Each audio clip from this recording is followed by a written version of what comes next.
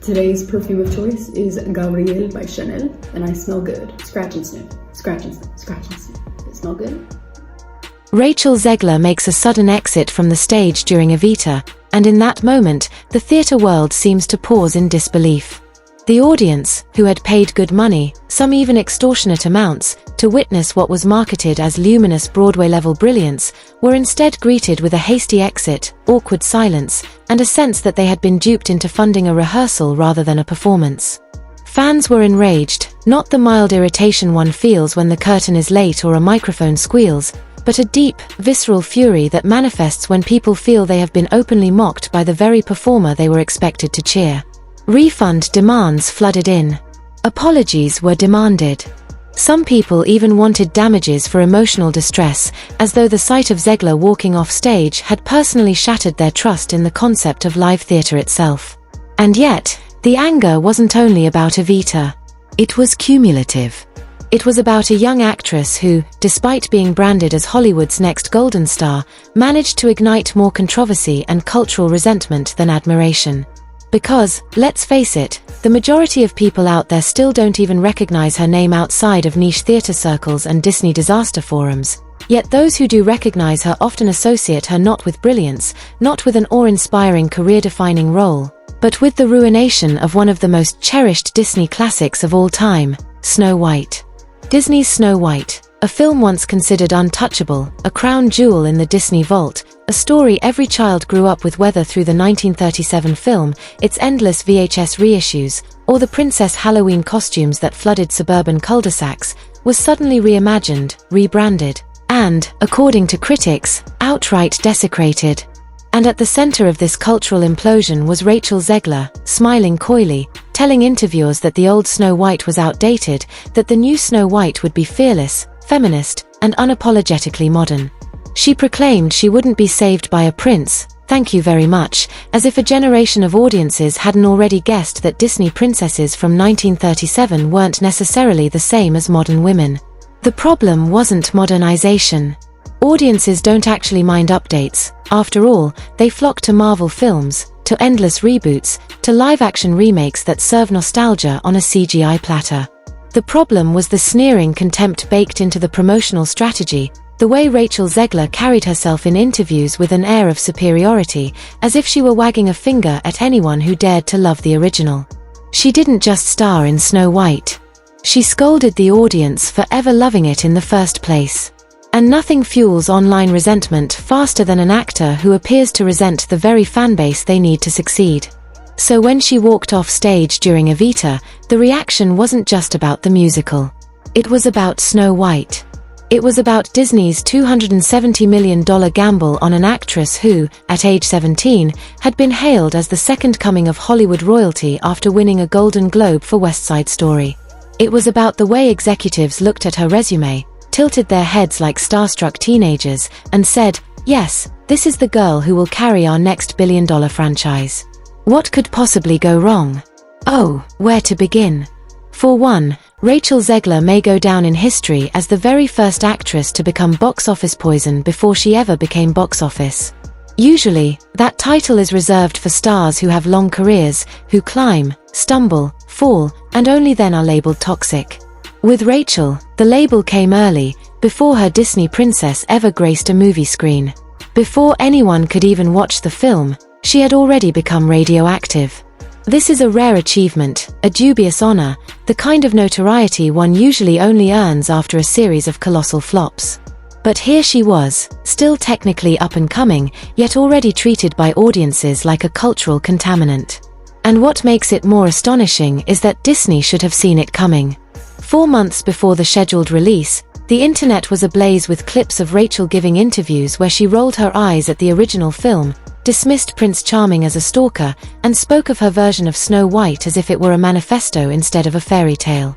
Critics didn't even have to see the movie to dislike it. Parents didn't even have to buy a ticket to know they wouldn't. By the time the trailer dropped, the dislike button was smashed millions of times, international calls for boycotts spread like wildfire, and Rachel herself became a meme for all the wrong reasons. Think about that for a moment. Snow White, the film that launched Disney's empire in 1937, the first full-length animated feature in history, the one that saved Walt Disney's studio from collapse and defined childhood magic for generations, was now being remembered less as a legacy of wonder and more as the film where Rachel Zegler scolded the world. It's almost impressive in its own twisted way. But the deeper problem wasn't just Rachel's interviews. It was the way Disney doubled down, ignored the backlash, and pretended nothing was wrong. What movie? Snow Who, they seemed to say, as if brushing off the noise would make it disappear. Meanwhile, audiences were sharpening their digital pitchforks, waiting for opening weekend not to celebrate the movie, but to destroy it online. And then came the whispers of disaster, a $270 million budget ballooning out of control, reshoots, rewrites, endless editing. And still, Rachel was the face of it all. The internet joked that she had single-handedly managed to alienate more potential ticket buyers than even the most catastrophic marketing campaigns of the past. The numbers proved them right.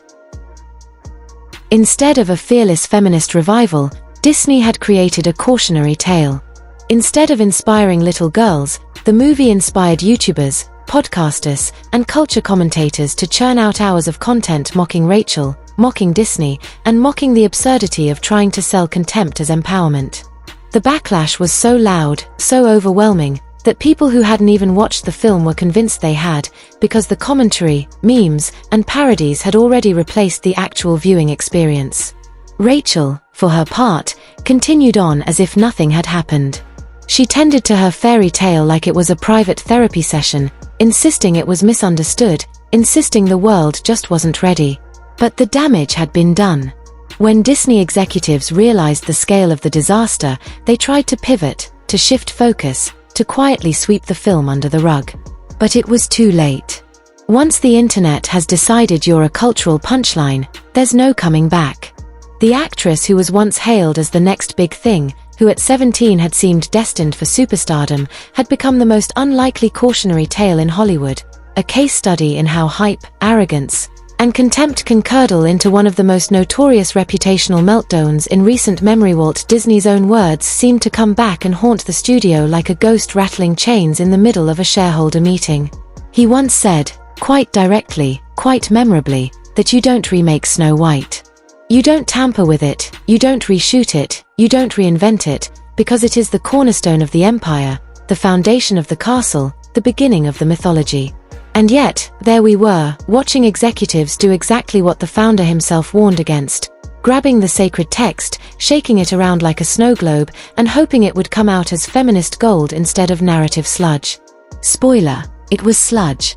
Popular, yes, but popular in the way a train wreck is popular, in the way videos of people slipping on icy sidewalks go viral. And before audiences could even fully process the disaster of Disney's Snow White, Rachel Zegler was already moving on to the next mess. Because if you thought she was miscast as the fairest of them all, wait until you heard about the Evita debacle, the terrible white crash, the balcony stunt that felt like TikTok street theater, the sexy pants fiasco, and the complete collapse of her London run. It started innocently enough. Audiences showed up to see Evita, hoping perhaps for redemption, or at the very least, stability. 15 minutes into the interval, however, an announcement was made: Rachel Zegler would not be continuing the performance. Instead, her understudy, Bella Brown, would finish the show. Gasps rippled across the auditorium. Phones came out. Tweets were sent. By the time curtain fell, social media had already built a narrative. Rachel had bailed again, proving once more that she could not be trusted to carry a performance to the finish line. But, optimists argued, perhaps this was a moment of reset. Fresh city, new role, a new audience that might not care about the Disney disaster. Surely this was her chance to redeem herself. Surely she would embrace humility, consistency, and grace. False. Catastrophically false. Her Evita quickly descended into parody. The iconic song, Don't Cry for Me Argentina, the emotional core of the show, the anthem that audiences waited for with bated breath, wasn't even sung for the people who paid actual money. Instead, she reserved it for a bizarre stunt, marching outside the theater, glitter-covered, standing on a balcony, and belting it out for free to anyone passing by on the street. Imagine draining your savings account to buy theater tickets, dressing up for a night out, only to discover that the big moment you'd been waiting for was performed outside to random strangers leaning on lampposts. Imagine paying Broadway-level prices and getting a performance with the sound quality of a cracked iPhone speaker, echoing with honking cars and street noise. That was Rachel's grand gesture. That was her rebellion against the very people who had supported her with their wallets. Later, on her Instagram stories, she spun the evening into a sentimental reflection. "Today really showed just how important swings and covers are within this industry," she wrote, as if abandoning a performance midway was a noble act, as if walking off stage and tossing the burden to an understudy was some sort of feminist solidarity statement. "They are the pillars of a show," she insisted, basking in self-congratulation. To her, it was a proud day to be part of Evita. To paying customers, it was theft dressed up as empowerment. The pattern repeated itself. This wasn't an isolated misstep, not a one-off incident that could be forgiven with an apology. Tickets for Evita were soon being offered for literal $0 online. Free. Gratis. Complimentary. Marketers, faced with rows of empty seats, attempted to spin desperation into creativity. They called it accessibility, they called it community outreach, but everyone knew the truth: demand had collapsed. Even when seats were filled, the atmosphere was less electrified enthusiasm and more morbid curiosity. Audiences clapped not because they were in awe, but because they were relieved it was finally over. She knew. She was the first person to really believe in me, and I love her so much. And we've remained friends, Hermie and Antonio. Meanwhile, those who genuinely wanted to see Rachel on stage, those who purchased tickets with the expectation of a real performance, were baffled to find her skipping out yet again, only to reappear outside on a balcony, leading a free street-side rendition of Don't Cry for Me Argentina. It was an insult wrapped in glitter. The logic seemed to be, why honor the people who paid when you can grandstand for people who didn't? The chaos didn't end there. At one performance, Rachel broke down in tears on stage, collapsing into sobs after receiving a standing ovation. The video went viral, spun by her PR team as a moment of raw authenticity, a vulnerable display of gratitude. But audiences weren't buying it. The mascara may have smudged like a soap opera monologue, but the urgency felt manufactured, the emotions staged. To many, it looked less like catharsis and more like a public relations performance, rehearsed and choreographed for maximum sympathy clicks. Critics didn't fall for it. Viewers didn't fall for it. The only thing people bought that night was refund insurance. Rachel, meanwhile, turned to identity politics as a shield. "I'm a white Latina. I hold a lot of privilege," she declared in interviews, "and it falls on my shoulders to open up the doors for people who are disenfranchised." Noble words, on paper. But when contrasted against the reality, walking off stage, mocking a legacy film, alienating audiences, the speech rang hollow. People weren't inspired. They were exhausted. They weren't cheering her on. They were counting their losses. And then there was the inferno of Snow White, still smoldering in the background like an unextinguished trash fire. Disney had poured a staggering $270 million into production, and when you add another $140 million in advertising, the total investment ballooned to over $410 million. That's $500 million for a single film. For that price, you'd expect a cinematic masterpiece, or at the very least, a guaranteed box office draw. Instead, what Disney got was a faceplant of epic proportions. Domestically, the film pulled in a meager $43 million, a number so humiliating it barely registered as a ripple compared to its cost. That's not just a failure. That's an economic pratfall, a banana peel slipped on in front of the entire industry. Internationally, it was even worse. In China, historically a golden goose for Disney blockbusters, the movie scraped together less than $1 million. To put it into perspective, moviegoers in China spent more on popcorn that weekend than on Rachel Zegler's Snow White. By week 2, the film collapsed another 66%, evaporating from screens so fast that theaters began exiling it to the 11 p.m. slot, the cinematic graveyard shift, usually reserved for niche documentaries or student films. Some theaters didn't bother at all. They just pulled it, silently, without ceremony, as if they were ashamed to admit they had ever screened it in the first place. And yet, the worst part was still to come. Inside Disney, the knives were out. Executives weren't blaming the writers, though the script had been widely ridiculed. They weren't blaming the marketing department, even though the trailers had been tone-deaf disasters. They weren't even blaming the baffling CGI dwarfs, which looked less like whimsical companions and more like wax figurines melting under hot studio lights. No, they placed the blame squarely on Rachel Zegler. She had been the face of the campaign. She had been the spokesperson. And so she would be the scapegoat. She was branded PR poison. And honestly, it wasn't entirely unfair. Because Rachel didn't just promote the film. She detonated it. She went on press tours and called the prince a stalker. She called the story strange. She stripped the fairy tale of love, warmth, or charm, and reframed it as a corporate empowerment seminar. She turned a whimsical 1937 cartoon into a lecture, and audiences felt scolded for ever liking the original. Then came the infamous Blizzard remark, that Snow White wasn't actually named for her pale skin, but because she had simply survived a snowstorm. Legacy rewritten in one offhand comment. Why stop there? Why not say Cinderella got her name because she once cleaned a plate? Why not claim Sleeping Beauty was really just a girl who overslept? The interviews piled up, one more awkward than the last. Each time, Rachel and her co-stars sat stiffly, radiating the energy of co-workers forced into mandatory team-building exercises, awkwardly pretending to be friends while the cameras rolled. There was no chemistry. No spark. No warmth. Just the uncomfortable vibe of people who desperately wanted to be anywhere else. No one on the right side of America can stand the star of this movie. Conservatives, moderates, centrists who occasionally dabble in political commentary, they all found common ground in their disdain for Rachel Zegler. This wasn't just a culture war skirmish. It was a bipartisan roast. Even Candace Owens, who usually saves her venom for politicians and policy, and Bill Maher, who has made a career out of skewering both sides with smug detachment, found themselves united in a rare moment of harmony. If you can get Owens and Maher, two people who could argue about the weather just for the sport of it, to agree that you've butchered a Disney princess, then congratulations. You've accomplished the impossible. You've brought polar opposites together not by inspiring them, not by dazzling them, but by mutually infuriating them. That takes a special kind of talent, or perhaps a total lack of it.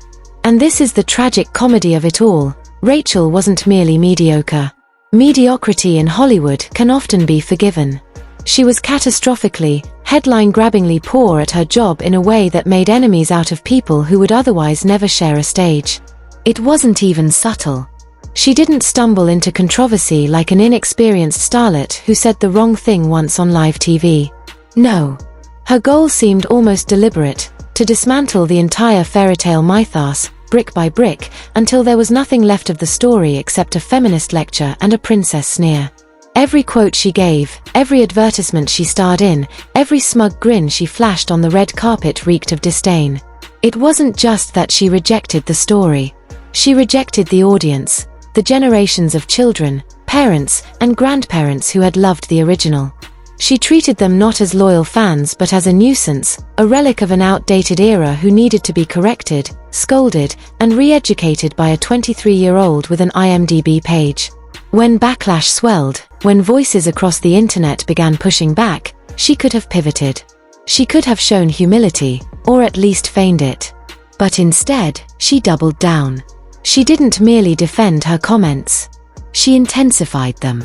She mocked the very idea of love in fairy tales, dismissing it as outdated, irrelevant, even toxic. She laughed at the notion that audiences might want warmth, charm, or escapism in their fairy tale.